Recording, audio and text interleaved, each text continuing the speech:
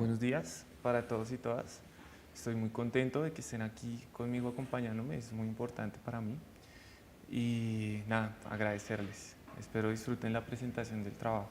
Entonces, como ya la maestra Miriam dijo, el trabajo tiene por título Vínculo entre el live coding y los sistemas complejos aplicados a la composición de una pieza indeterminada. Entonces, rápidamente voy a ir con la introducción del trabajo. Eh, el antecedente y la justificación. Digamos que el antecedente más importante fue haber participado hace un año en un taller de live coding en la Cinemateca Distrital. Entonces, pues para mí eso fue un nuevo mundo, fue una ventana que se me abrió en donde pude explorar nuevas posibilidades artísticas a través del código y pues para mí eso fue maravilloso y quise, como estaba empezando a trabajar con el trabajo de grado, pues quise mezclarlo de una vez con una serie de preguntas que se me formaron por esta primera práctica que tuve en el primer toque con la Cinemateca Distrital. Entre esas está la exploración expandida de la codificación en vivo, porque algo que me pasó tocando es que, pues obviamente al no tener mucha experiencia me veía muy limitado interactuando con el código y quería buscar una manera de interactuar un poco más holgada y de poder expresarme mejor a través del código. Entonces esto fue una de las justificaciones y el otro tuvo que ver con el interés compositivo que hay en la práctica del live coding. El live coding, como ya lo vamos a ver más adelante, es una práctica de improvisación, pero me parece un reto interesante hacer una composición para una práctica que inicialmente es improvisada. Entonces voy a leer rápidamente el objetivo general.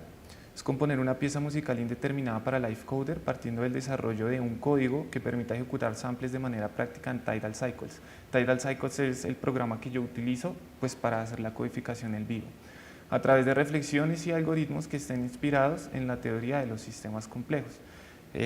Ahorita la exposición la voy a dividir en tres. Primero voy a hablar del live coding, explicarles qué es. Luego de los sistemas complejos, también rápidamente a qué me refiero. Y la tercera parte es cómo los vinculo exactamente. Entonces, en los objetivos específicos tenemos comprender algunas características de los sistemas complejos que puedan influenciar teórica y conceptualmente la construcción del código y la composición indeterminada, y por otro lado tenemos exponer conceptos básicos de programación y funcionamiento de Tidal Cycles que permitan entablar un diálogo común con los lectores de esta tesis para entender el proceso de construcción del código y la composición. Eso lo vamos a ver más adelante. En cuanto a la pregunta de investigación, quiero rescatar la más importante de ellas y ya hablé en la justificación, que es cómo realizar una composición musical en el marco de una práctica que tiene como pilar la improvisación, o sea, haciendo referencia al live coding. Y en cuanto a la metodología, elegí una metodología experimental que se parece mucho a la práctica del live coding, que la veo un poco, es como el reconocimiento y el asimilamiento del error como una herramienta creativa que me ayuda a ir modificando mi trabajo y viendo cómo lo voy conduciendo, por dónde lo voy manejando. Algo así también fue la elaboración de esta tesis. Bueno, entonces antes de empezar con el primer bloque, quiero explicar rápidamente qué es algoritmo y qué es código y cuál es la diferencia entre ambos, para que todos hablemos en común. Algoritmo básicamente se puede entender como una secuencia de pasos finitos bien definidos que resuelven un problema. En otras palabras, es una lista de instrucciones. Y el código, por lo menos en informática, es esa misma lista de instrucciones, pero adaptada y traducida a un lenguaje de programación que una máquina o una computadora pueda interpretar y ejecutar. Entonces yo tengo un ejemplo acá. Por ejemplo, acá a la izquierda tenemos una foto que se llama galleta con pepitas de chocolate, es una receta, y esto no es más que un algoritmo. ¿Por qué? Porque es una lista de instrucciones. Y a la derecha también hay otra lista de instrucciones, es una partitura musical convencional, Anaïm Tunisia, es un jazz. Entonces, pues ambos son algoritmos, ambos tienen su codificación particular. A la izquierda, pues para entender esta codificación necesitamos saber el idioma español, saber leer, saber escribir, básicamente para entender, para entrar a este mundo, a esta receta. Y en la derecha tenemos que tener conocimientos básicos de música, de lectura de pentagrama, de clave, de forma, la tonalidad, la métrica, etc. Pero, pues, o sea, la barrera que hay ahí es la codificación. Entonces, pues lo menciono para decir que en el caso de la codificación en informática, pues la barrera está con la computadora. Básicamente lo que nosotros hacemos al codificar un algoritmo es darle una serie de instrucciones al computador que pueda entender y ejecutar muy bien, porque pues el computador no tiene raciocinio propio, ¿no? Si uno no es claro con lo que le está diciendo, pues el computador no puede hacer nada. Listo. Con eso claro, voy a pasar a definir live coding. Primero decir que el live coding es una práctica exploratoria de codificación en tiempo real. Entonces ya definí qué es codificación. Básicamente el live coding, por su nombre en español, es codificación en tiempo real. Entonces es hacer esa misma serie de instrucciones en la computadora, pero en vivo y en directo. Y es diferente el raciocinio que uno tiene mientras piensa cómo codificar o hacer un programa, con la calma de pensar en una serie de procesos, de tener una metodología de pensamiento, de anotar unas ideas, etcétera, hacerlo en vivo y en directo. En vivo y en directo es como más carnal, es diferente, pero es muy interesante porque uno aprende otras cosas de sí mismo, o sea, con uno mismo. Por otra parte, es una práctica que se aleja deliberadamente de definiciones fijas, teniendo una naturaleza heterogénea. Se puede definir desde muchos puntos. Es una definición bastante libre, en realidad la definimos todas las personas que la practicamos. También desafía constantemente su autocomprensión a través del acto de escribir y reescribir. Entonces, constantemente uno está escribiendo un código, puede que más adelante ese código pueda ser mejor o no le sirva para otro proceso, se devuelve a una línea anterior, la modifica y así constantemente se va interactuando todo el tiempo con lo que uno va escribiendo. Nada de lo que uno escribe es fijo. Y el error no es entendido como algo negativo, repito, sino es una herramienta metodológica. Y por último, ya más de concepto, pues para mí es una forma de escuchar, procesar, crear y entender las artes visuales y sonoras. Entonces voy a hablar de las características musicales como tal del live coding. Digamos que se puede entender como una manera de hacer música con patrones. Y a lo largo de la historia de la música, pues ya han habido otros autores y personas y compositores y demás intérpretes que han trabajado haciendo música con patrones. Por ejemplo, un buen primer acercamiento que se puede tener con música de patrones es con una compositora alemana de mitad del siglo XX que se llama Laura Spiegel, que ella hizo una serie o como una lista de posibles modificaciones que puede tener un patrón para movilizarlo musicalmente hablando. Entonces digamos que es un buen punto de entrada para empezar en este mundo y ahorita les explico unos comportamientos de paso para aprovechar, enseñarles cómo funciona Tidal Cycles y más o menos en qué consiste la codificación, que es más bacano verlo que diciéndolo acá. Entonces el patrón es la base sobre la cual se estructura y construye todo movimiento, acción y modificación que sufre un dato o material sonoro en el live coding. Y tiene como tres bloques importantes sobre los cuales se estructura el patrón, que es la repetición, la simetría y la interferencia. Entonces vamos a hablar un poco de la repetición. Me voy a ir a Tidal Cycles. Esto como tal es un editor de texto que está comunicado con Tidal Cycles, que a la vez está comunicado con SuperCollider, que es como el motor de procesamiento de síntesis que hace que todo lo que estoy escribiendo acá suene. Entonces básicamente eso es lo que hay que tener en cuenta. Y pues acá uno puede escribir un código y ya lo que hace el computador es reproducir lo que uno escribe. Entonces digamos acá voy a escribir un único código. Aquí lo que estoy haciendo primero es creando un canal. Este D1 es la creación de un canal seguido de este símbolo que lo que hace es concatenar la información de la izquierda con la de la derecha, o sea, decirle a ese canal que va a ejecutar esto que yo le estoy poniendo acá. Y si le doy reproducir, ahí va a sonar un sonido de bajo. Esto un poquito duro, yo le puedo bajar desde acá. Listo. Y como ven, yo simplemente lo escribí y el programa ya lo está repitiendo en bucle. O sea, este programa funciona de manera cíclica. Entonces aquí todo el tiempo está haciendo este bucle. Ese bucle yo luego lo puedo modificar. Le puedo hacer una serie de variaciones.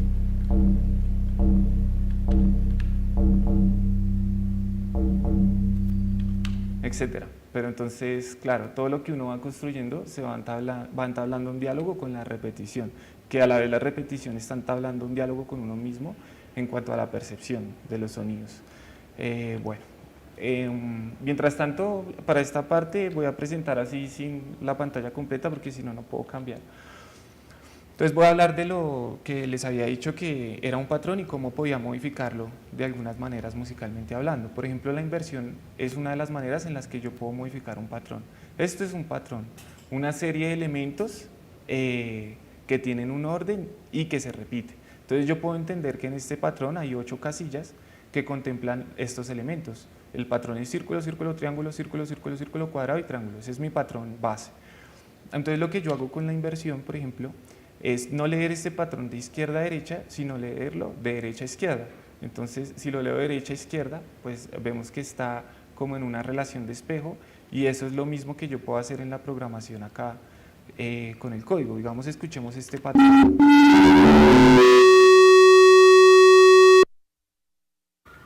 ¿Tú me puedes hacer el favor de bajarle un poco por ahí 2 decibeles al audio, por favor?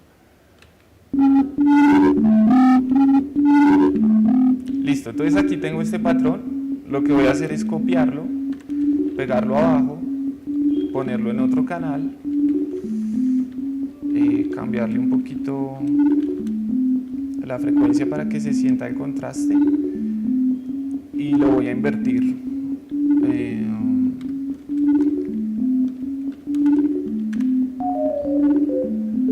Ahí están sonando los dos, uno derecho y otro invertido. Entonces, digamos que eso es una manera en la que se puede hacer una variación.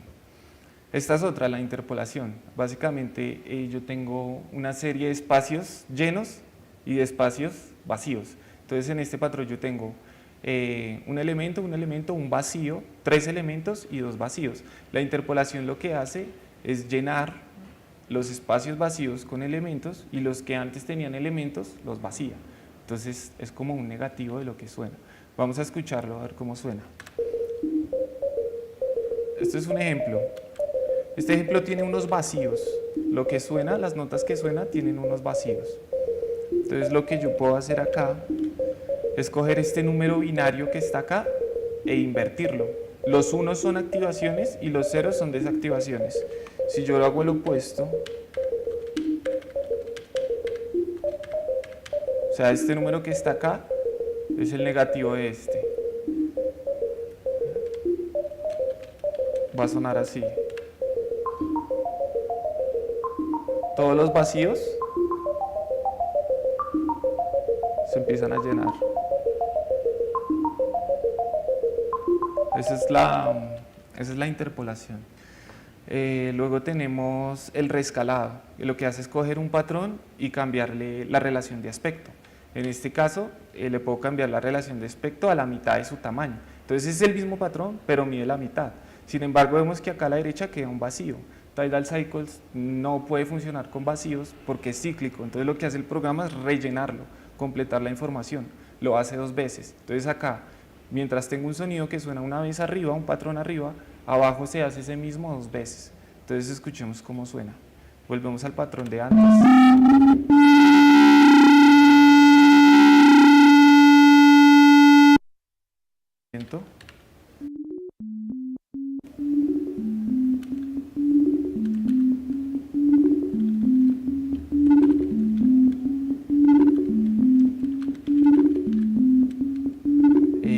¿Qué iba a hacer? Ah, ya.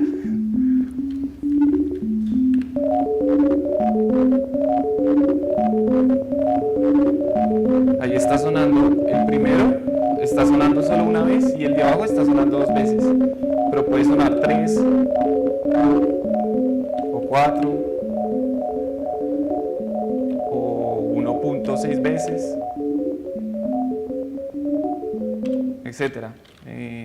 Listo, entonces quería explicar esto, no solo para explicar cómo se pueden modificar los patrones, sino para que ustedes vayan viendo en qué consiste el live coding. Pues esto es live coding, empezar a coger líneas de código y modificarlas. Parece complicado, pero pues en realidad no es nada del otro mundo, solo mover numeritos y ya. Entonces, ahora voy a hablar de los sistemas complejos. Listo. No hay una definición clara sobre lo que es un sistema complejo, entonces voy a dar una serie de características y al final intento dar una definición aproximada. Sin embargo, sí puedo decir de lo que se encarga. Es una teoría científica y filosófica presente en varias áreas del conocimiento. Estudia la organización, comportamiento y evolución de algunos fenómenos naturales y sociales.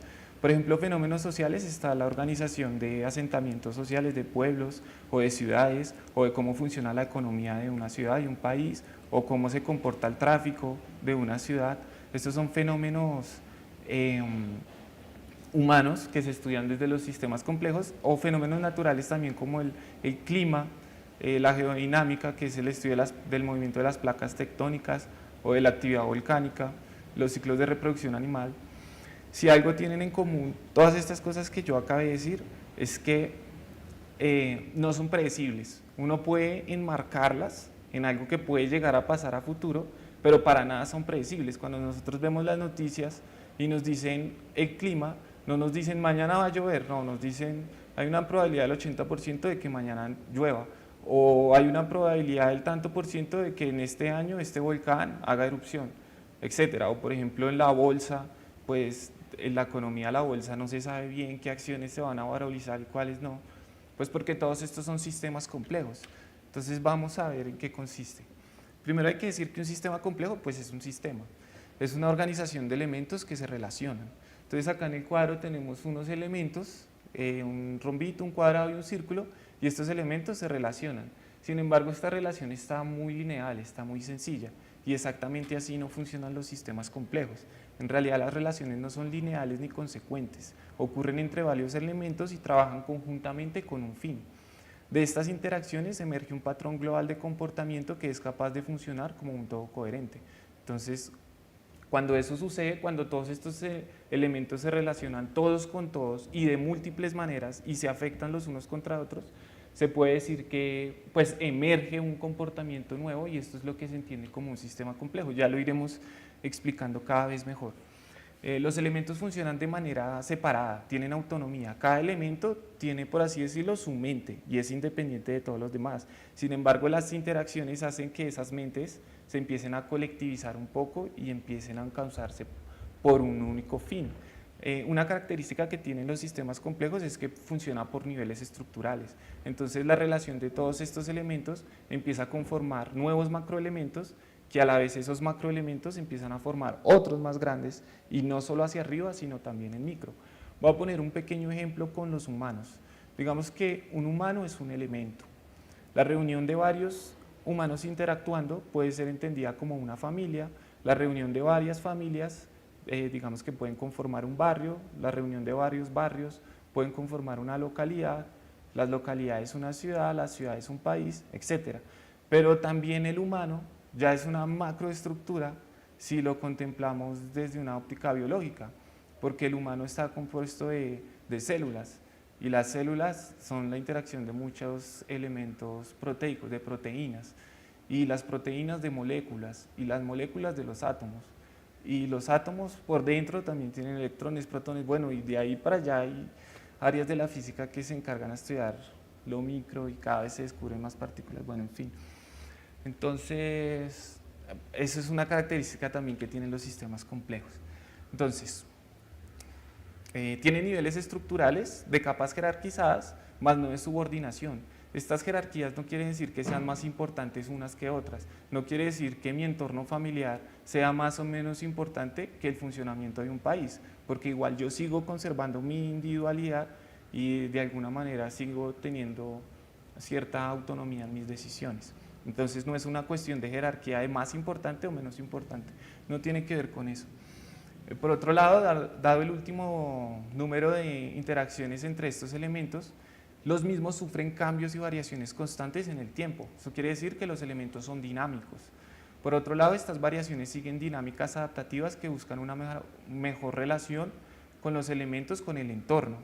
Y por último, estas adaptaciones causan constantes cambios que retornan parte de la energía o información de salida al circuito o sistema de entrada, se retroalimenta. Un comportamiento que yo tengo que afecta a un grupo B, el grupo B afecta a un grupo C, y de una u otra manera este grupo C puede volverme a afectar a mí, y se empieza a crear un ciclo de retroalimentación sin fin. Y estos ciclos de retroalimentación nunca se repiten y nunca son exactamente los mismos. Entonces, ya que dije todo esto, Voy a dar una definición aproximada y pertinente para el desarrollo de esta tesis.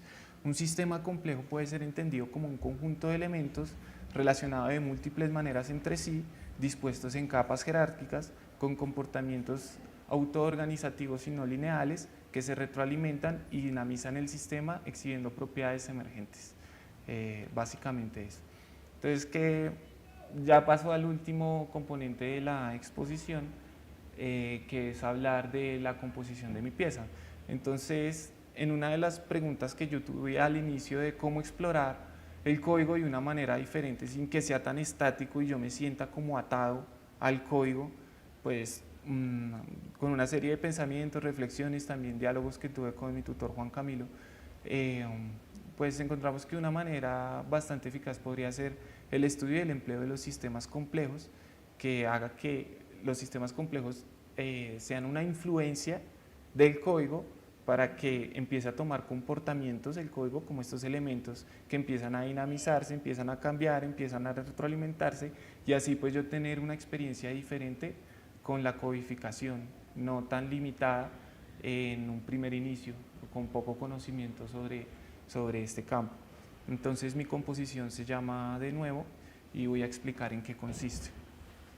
De Nuevo es una pieza introspectiva que busca la creación de una narrativa sonora a partir de reflexiones y exploraciones personales, hechas en torno a la idea o noción de ciclos, bucles presentes en la vida cotidiana. Estas reflexiones y exploraciones pretenden resignificar por medio de la música y la codificación en vivo pensamientos, interacciones y espacios que habitamos con nuestra cotidianidad tras la interpretación y escucha de los mismos. Entonces aquí yo quiero decir algo bastante personal y es que hasta el momento en la música pues yo siempre he tenido una relación con la composición un poco clásica desde la vista o desde la óptica académica, en donde el sonido puede ser objeto de estudio desde su timbre, desde su ritmo, desde su altura, desde su espacialidad, que igual no es que sean categorías individuales, sino que todas ocupan un mismo espacio, pero nunca había hecho un ejercicio más introspectivo de hacer una composición que más allá de que todo esto estuviera presente, el timbre, la altura, pues estas fueran solo herramientas de una organización que es mucho más personal para mí, que son ciclos que retroalimentan conductas repetitivas en mi vida. Y eso es lo que quise estudiar y lo que estructura esta composición es precisamente eso, lo que le da forma son decisiones que yo tomé sobre qué ciclos me retroalimentan y afectan mi vida. Y eso es lo que organiza esta pieza. La pieza se divide en tres partes, una reflexión inicial, una reinterpretación y una retroalimentación. Entonces en la reflexión inicial hay una primera interpretación de la obra. Las reflexiones y exploraciones personales en torno a la noción de ciclos, bucles en mi vida correrán por cuenta de la identificación subjetiva de sonidos que me ayuden a comprender un relato sonoro o a construir mejor un relato sonoro guiado por sus mismas reflexiones. Entonces lo que yo hago en este punto es mirar hacia adentro, pensar en mi vida y buscar en sonidos que subjetivamente sean muy representativos para mí, ya sea en términos de reiterancia, de repetición o de afectación para mi persona. Y esta elección de estos sonidos puede ser de muchos tipos. Si me voy a un parámetro musical, puedo decir que estas categorías son simplemente familias instrumentales, como familias de viento, los circulitos o estos cuadrados son de la familia de la percusión y estos triángulos son de la familia de las cuerdas, por decir algo. Pero lo bueno es que esta composición está abierta a que cada persona explore los sonidos que quiera y pueden ser subjetivos hasta el punto de decir que los círculos es una categoría de sonidos que me dan miedo, los cuadrados son sonidos que me producen alegría y los triángulos son sonidos que, no sé, que me producen nostalgia, por poner un ejemplo. Entonces es muy amplia esta elección de estos sonidos, pero acá ya hay una primera interpretación, porque cuando uno piensa, bueno, ¿qué sonidos elijo?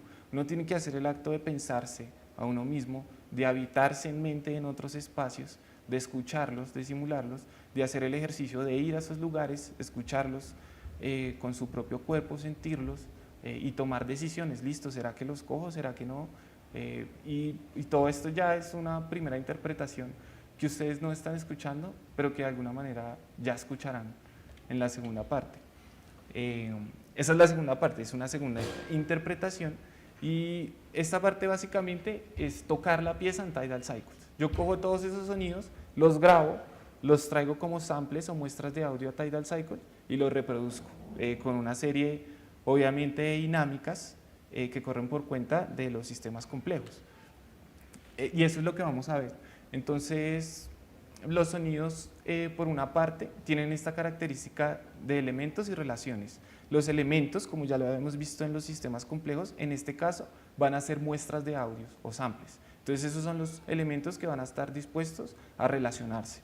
Ahora, las relaciones conceptuales entre el intérprete y las muestras de audio es una de las relaciones que se está creando, que pues lo que acabé de mencionar, y también hay relaciones directas entre todas las muestras de audio por medio de patrones. Cuando yo cojo un patrón A y lo superpongo con un patrón B, estos dos patrones ya están relacionándose, no más conceptualmente desde el hecho de que yo los concebí, hasta ustedes desde la percepción por estarlos escuchando en un mismo espacio sonoro, ya les está generando una relación.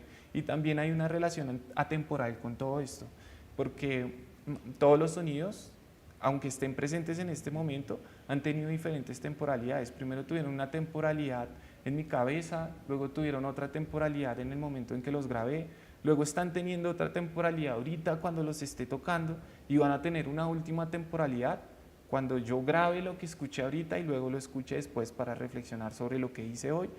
Y pues también hay una relación multitemporal interesante.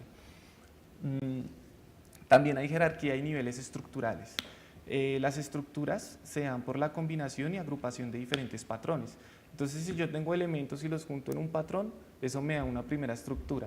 Ahora, si yo cojo varios patrones y los junto en otro patrón más grande, hago un patrón de patrones, ya es otro nivel estructural. Si yo cojo los patrones de patrones y los junto con otros patrones de patrones, parecen trabalenguas, pues es un nivel estructural mucho más grande, y así sucesivamente, tanto para arriba como para abajo, porque no solo son los patrones los que yo modifico, sino también los elementos. Yo puedo coger esos elementos y subdividirlos, entonces yo ya me estoy metiendo en el micro del nivel para modificarlo desde adentro. Me voy para arriba, cuando dije el ejemplo de los humanos, me voy hasta la escala de país, o también me puedo ir para abajo, cuando di el ejemplo de los humanos, me puedo ir hasta escalas de nivel atómico, celular.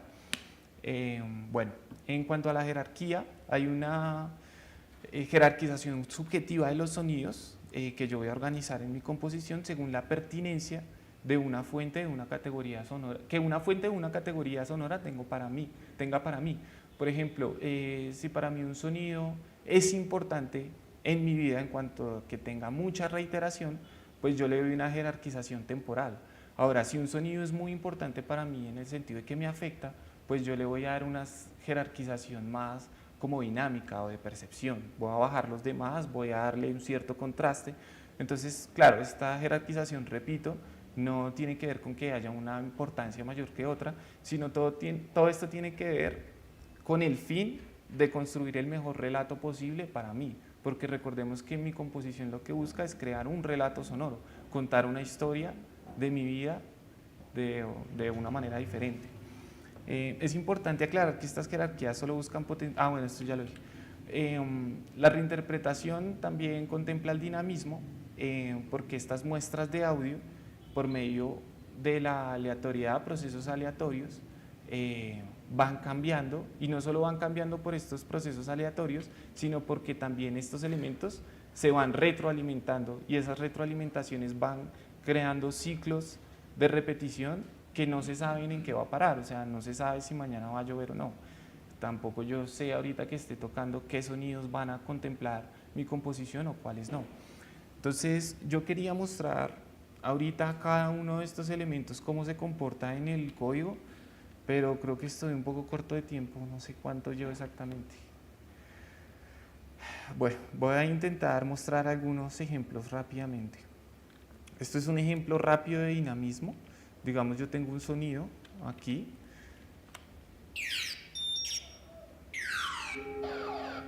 Perdón, ahí todavía no. Aquí. Este es un sonido que se repite igual. Pero si yo me meto con el tiempo del sonido y lo aleatorializo, lo pongo aleatorio, empieza a cambiar, empieza a tomar decisiones diferentes. Y también puedo modificarlo tímbricamente, puedo darle rangos de probabilidad de timbre y ahí empiezan a pasar otras cosas. Entonces, un sonido que inicialmente era una sola cosa empieza a dinamizarse y empieza a cambiar y empieza a hacer un montón de otra serie de cosas. Por ejemplo, la jerarquía, a lo que me refería es esto. Yo tengo acá unos sonidos, ¿no? Estos sonidos están sonando al 100% del tiempo. No se callan, pero entonces yo puedo darle un margen acá aleatorio y decir que este sonido puede sonar, no sé, el 50% de las veces. Y ahí ya empieza, yo ya lo empiezo a jerarquizar. Claro, esa serie de aparición es subjetiva y tiene que ver es con mi discurso. Y bueno, voy a dejarlo hasta ahí porque para moverme un poquito más rápido. Bueno, por último, lo más importante de tener en cuenta de todo esto que acabé de decir es que vale la pena recalcar que cada una de estas características no funciona de manera independiente. En realidad las mismas están estrechamente relacionadas unas con otras y sus comportamientos internos afectan y se dejan afectar entre sí para emular de manera efectiva un comportamiento complejo al abordarse desde su totalidad. Entonces, no es que yo coja todos estos sonidos y empiece, ay, que los voy a dinamizar, que los voy a jerarquizar, que los voy a relacionar. No, en realidad es gracias a todas esas cosas que están pasando al mismo tiempo con todos los sonidos que la noción de complejidad empieza a aparecer. Y seguramente ahorita cuando escuchen la interpretación, en algún punto puede sonar algo caótico y es algo normal porque igual los sistemas complejos y la teoría del caos guardan muchas similitudes. Por último, hablando de las tres partes que tenía mi pieza, ya hablé de las dos primeras, la última es la del componente colaborativo, que es la retroalimentación. Esta fase consiste en grabar el audio de la computadora durante la ejecución de la segunda fase y posteriormente cargar el resultado de la reinterpretación, o sea, de lo que toco, a un repositorio para que otras personas puedan acercarse a mi pieza, escuchar qué fue lo que yo hice y si se animan, pues tengo el código de la partitura copiado para que ellas mismas interactúen con ese código, graben sus propios resultados en torno a las reflexiones personales que hagan de sus propias vidas y yo luego las puedo escuchar a ellas. Entonces termina siendo una composición colaborativa porque no me pertenece a mí, es de un colectivo que quiera participar y esta retroalimentación, estas reflexiones puede ser muy abierta. Yo estoy abierto a que otras personas escuchen lo que yo hago, así como yo tengo la intención de escuchar qué hicieron otras personas. Y ya terminando, en las conclusiones, yo organicé las conclusiones en una única pregunta y es la primera, la pregunta más importante: ¿cómo realizar una composición musical que esté inspirada en la teoría de los sistemas complejos en el marco de una práctica que tiene como pilar la improvisación a base de algoritmos? Entonces, responderla fue un poco curioso. Yo al principio pensé hacer en una máquina, codificar, pues uno puede codificar muchas cosas. Yo pensé codificar una máquina que se comportara como un sistema complejo, en donde los bucles de retroalimentación se hicieran de manera automática, en donde la elección de aleatoriedad se hiciera de manera automática, en donde las relaciones la máquina me las sugiriera. Y al final yo pensé como, bueno, pues en realidad yo no estoy haciendo mucho, el margen interpretativo antes se me está quitando porque la máquina me está haciendo todo. Entonces fue como empezar a pensar cómo podía enlazar la teoría de los sistemas complejos, pero cómo no perder mi interpretación y mis decisiones. Entonces fue esta la razón por la cual decidí hacerlo un poco más conceptual y subjetivo y que yo fuera el mismo el que en el camino, yo mismo digito las relaciones, yo mismo digito los rangos probabilísticos, yo mismo hago los bucles de retroalimentación y eso me da mayor participación, mucha participación. Entonces, la no automatización de procesos complejos en la práctica de live coding, la práctica del live coding tiende a escapar de nociones de convencionalismos fijos que se centran en especializar cada vez más metodologías de codificación de software convencionales. Entonces, esta fue otra conclusión que yo saqué y es que, claro, Yo lo relaciono, por ejemplo, con lo que está pasando hoy día con la inteligencia artificial. Por ejemplo, vemos que las máquinas están procesando información de manera mucho más eficaz que lo que nosotros la hemos procesado nunca. Hacen cálculos que nosotros no podemos hacer en cientos de años, en segundos. Pueden juntar información de manera increíble, crear relaciones, están haciendo trabajos ejecutivos mucho mejor que cualquier otra persona. Y a mí me parece importante rescatar del life coding y rescatar de este tipo de codificación abierta, como esa óptica y esa mirada más poética con el código, de cómo variarle, de cómo variarla, de cómo relacionarme de maneras diferentes, más creativas, más conceptuales, que no tengan que ver con una organización rígida, sino que sean procesos muy móviles. Entonces, pues también todo esto fue lo que yo quise explorar, porque siento que de una u otra manera nuestra evolución humana está tendiendo un poco para allá. Creo que es necesario que empiecen a ocurrir cada vez más este tipo de procesos. Y ya, también lo último que quiero decir es que todo esto fue un proceso terapéutico muy importante para mí, porque resignificó espacios y relaciones que yo tenía con mis ciclos de manera tremenda. O sea, al estarlos grabando yo ya empecé a reflexionar en mi vida de manera diferente a cuando los estaba escuchando. También empecé a hacer otra serie de reflexiones, y ahorita que lo esté tocando seguramente empezaré a creer otras construcciones que van a hacer que esos ciclos de retroalimentación en mi vida pues empiecen a tener otro tipo de cauces, o pues esa es la idea. Y ya, muchas gracias, esa es como la presentación del trabajo. Ahora lo que voy a hacer es pues tocarlo. Entonces voy a relajarme por ahí unos 30 segundos y ahí sí empiezo.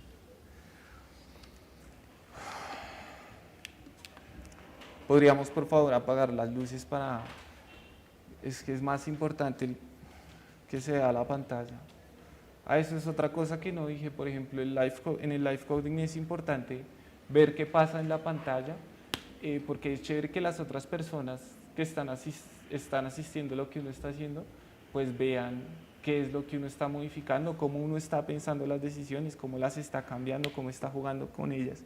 Y eso es interesante, por lo menos yo desde el punto de espectador, viendo el código de otra persona, uno viendo en el código de otras personas su razonamiento, también uno aprende muchas cosas.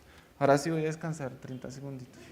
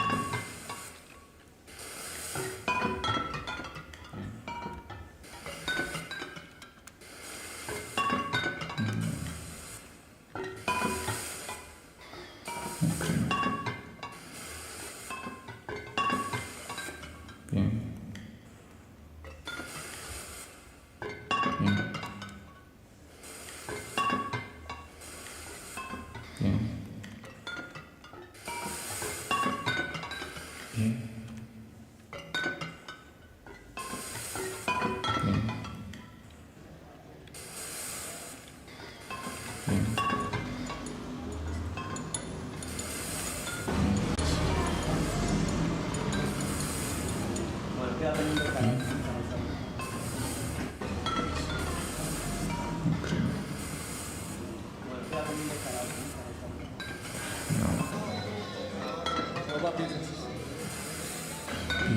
está tu prima que se llama la cancha llevando fútbol? No tengo ni idea. ¿Dónde está tu prima que se llama la cancha llevando fútbol? No tengo ni idea.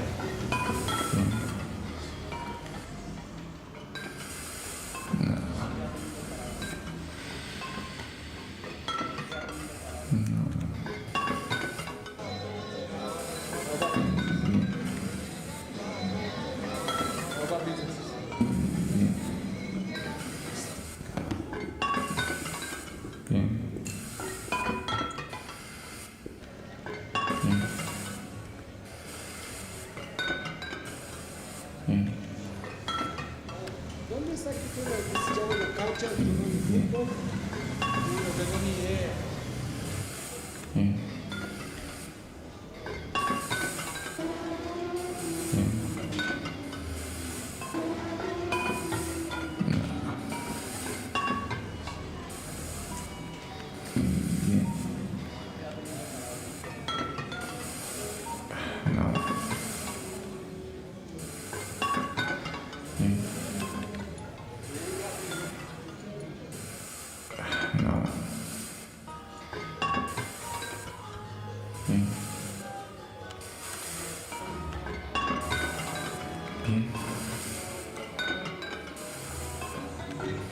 Puede ser.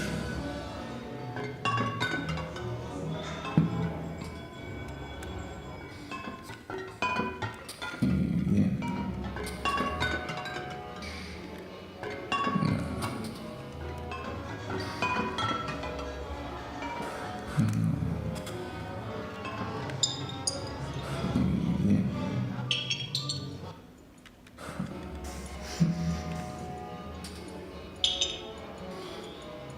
Bien. Bien. Bien.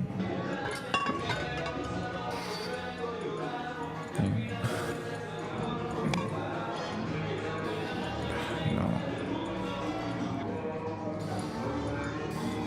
No. Bien. Puede ser.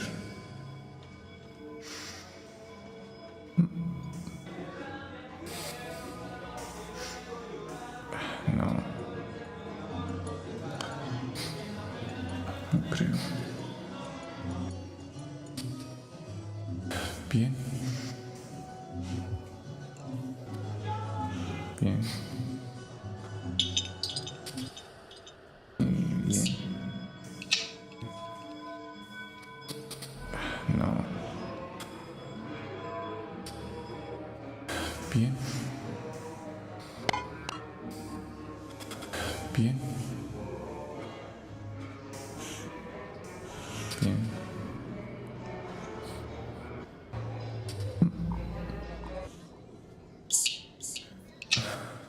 Bien. Bien.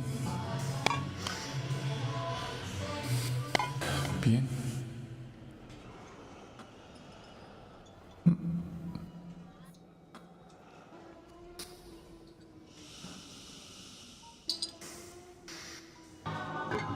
Bien.